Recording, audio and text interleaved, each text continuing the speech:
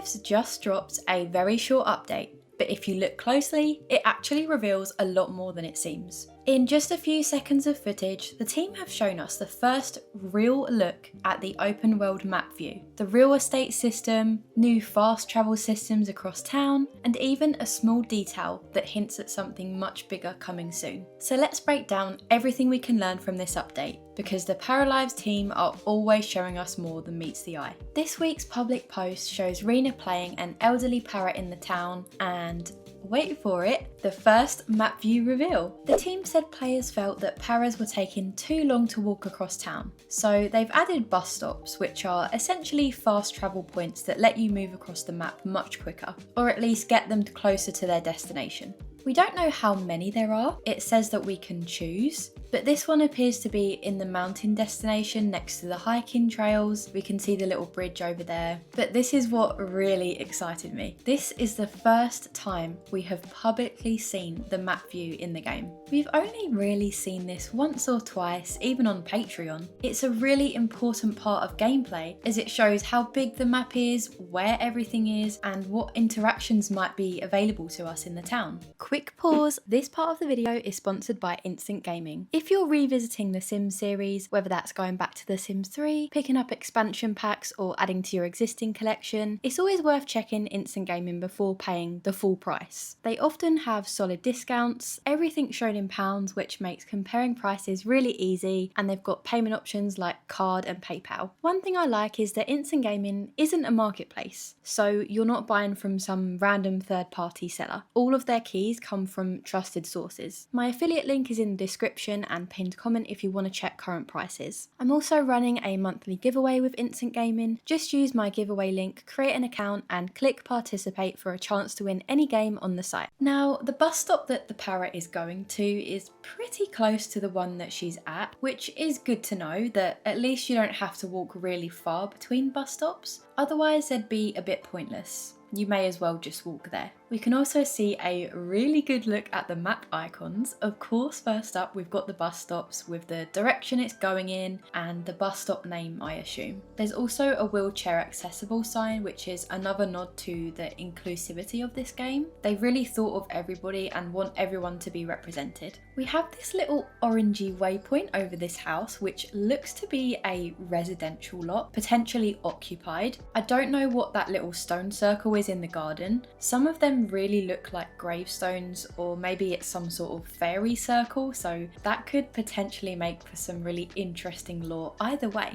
as we do know that there is lore in Paralives and it plays an important role in the town. You may have noticed that there's a for sale icon, but perhaps even more interestingly here, we actually have two different icons for lots for sale. One is clearly a residential lot for sale, the blue house sign gives that away. We would expect that as a basic function in a life sim, to be able to buy a house, because, you know, your parents have got to have somewhere to live. However, this lot is one that we know quite well. It's the hiking, rest stop, picnic area. So in other words, it's a public lot. But this one also says for sale with a different icon. This is really suggesting to me that this is a community lot that's available for purchase by the player. I hope I don't get in trouble for saying this, but we do know that we will eventually be able to buy multiple lots, residential and community. A functioning real estate system is honestly essential in a life sim. It opens the door to so many different styles of gameplay. Players could run their own businesses, own multiple homes across the town, or have larger families spread across different properties. And later down the line, those properties could potentially be rented out, which adds another layer of gameplay and progression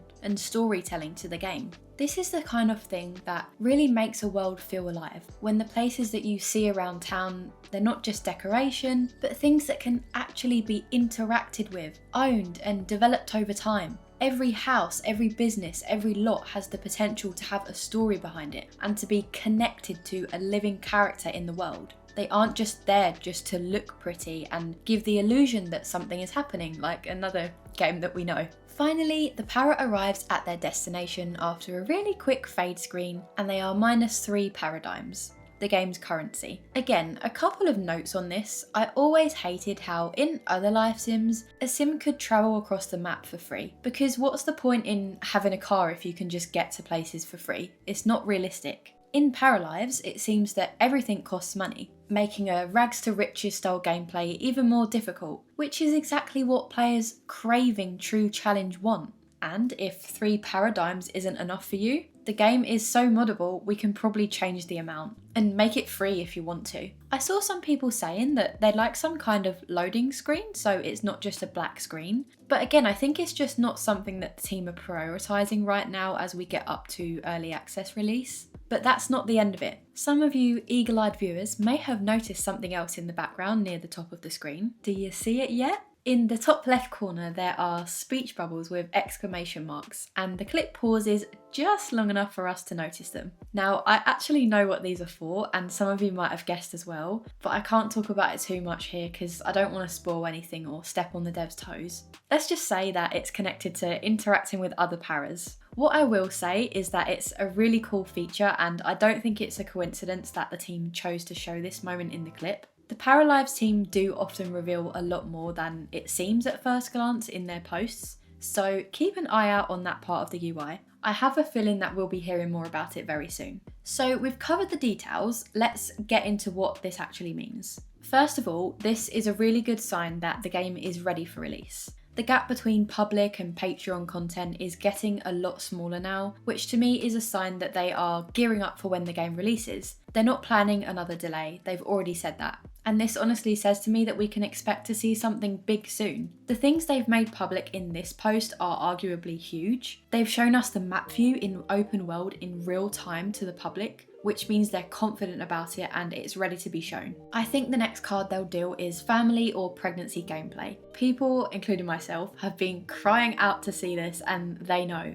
So I think it's only a matter of time before they show us this. Just to clarify as well, cars and bicycles will be in the game, just not right away. So paras will just need to walk everywhere, to work, home, the store for now, which can naturally present some interesting gameplay events. You might meet a para you are trying to avoid, you might meet your future husband, or just go on a bit of world exploration in general. I think I'm going to spend days just dragging my paras around the town so I can look at everything just for the sake of it. Some people do have some concerns about the purpose of the system. They're worried that adding fast travel will discourage people from working towards buying and using cars once they're added.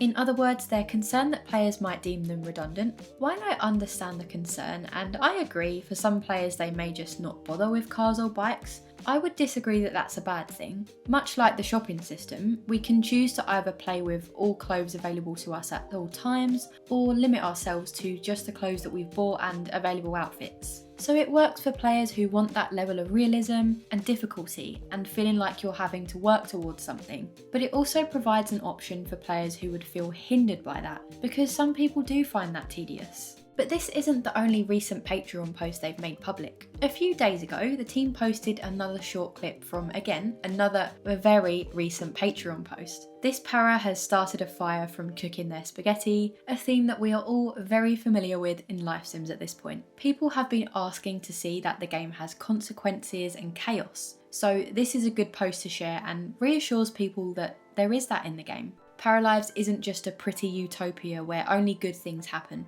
It is a little teeny bit janky in terms of the transition of the para going from cooking to turning around to actually try and put out the fire. The para takes a little bit too long in my opinion, and it breaks the immersion a little as they don't seem to be in a rush to put the fire out. But again, this is early access as it clearly says at the bottom. Things are going to be improved. The animations in general are really smooth though. The game is really looking great and I love how the lighting is in this scene, how the overhead light gives the room a little glow. It just feels so warm and atmospheric. I also noticed the detail of the oven turning black and charred after it got burnt, signalling that it probably needs to be replaced. I'm really glad that they've thought about these little things because they mean so much and they're so important to realistic gameplay. Because after a fire, your objects aren't going to be the same again, they're not just going to be fine, you'll have to actually replace them. The Para's PJs are also adorable. I personally love these type of pyjamas and I will be making all of my Paras wear them. I'm so happy the team are giving us more sneak peeks into the game. At first I was a little sad that we haven't gotten larger public posts, but actually these more recent shorter posts sometimes reveal a lot more about the game than the older ones, mostly because it's more up to date and much closer to the version of the game that we'll actually experience when we can play,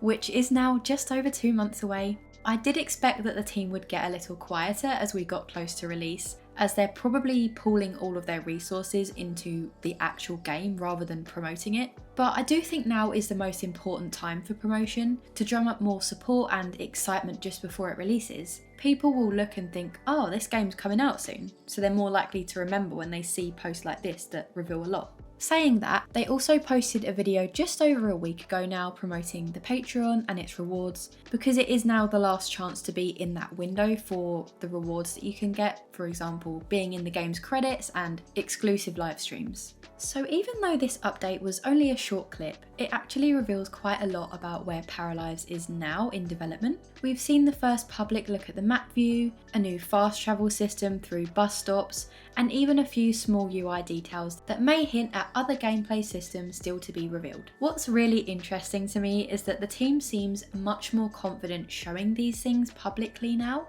The gap between what patrons see and what the public sees is getting smaller and smaller, which usually means the game is entering its final polishing stage. And with early access now just a couple of months away, updates like this feel like a sign that the team is preparing to show us much more of the game very soon. I will be right here following the updates and covering everything. I'll shortly be starting a new series on this channel, diving deep into different aspects of Paralives. I'll be telling you everything you need or want to know about specific features, just in time for release. It is a lot of work, but I'm so passionate about this and it brings me so much enjoyment. And have I mentioned, I cannot wait for this game to come out. So I'm hoping the series will tide us over and keep that excitement going just until the game is actually released.